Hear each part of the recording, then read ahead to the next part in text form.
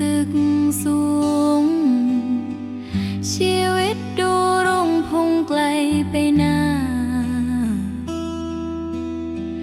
แต่งตัวก็รู้ดูดีมีราคาต่างกับตอนอยู่บ้านหน้าเราฟ้ากับเหวหันมาเบิ่งเจ้าของน้องผู้สาวไทยบ้านมือไม้สากด้านเฮ็ดงานตากแดดลมฝนหน้าดำกำแดดเปื้อนฝุ่นคล้นตมสิเอายังไปสู้สงกับคนใหม่ของอายแพ้สาวตึกสูงสาวออฟฟิศห้องแอร์เย็นช่ำสาวบ้านนอกหน้าดำจังน้องสู้เขา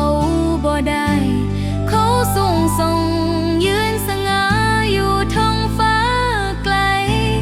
น้องยืนเหยียบขี้ไถสิเอาปัญญาใด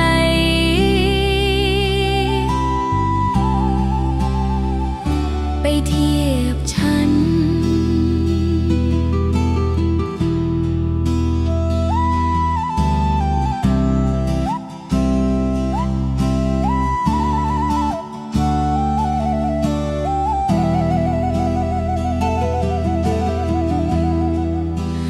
คงต้องยอมตัดใจให้มันจบลงบุญพลาส่งให้เฮามาไกลสำนี้ให้อายมีความสุขกับนางฟ้า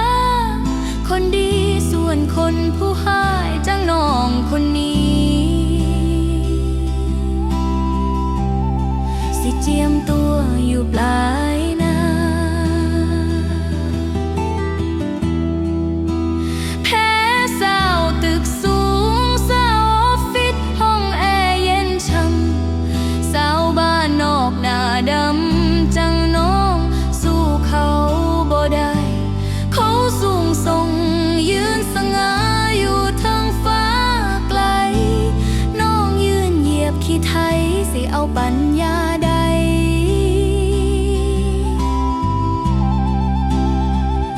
ไปเทียบฉัน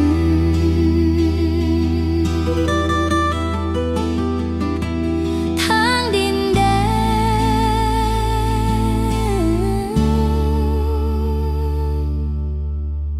คงบ่คู่ควรกับทางด่วนลอย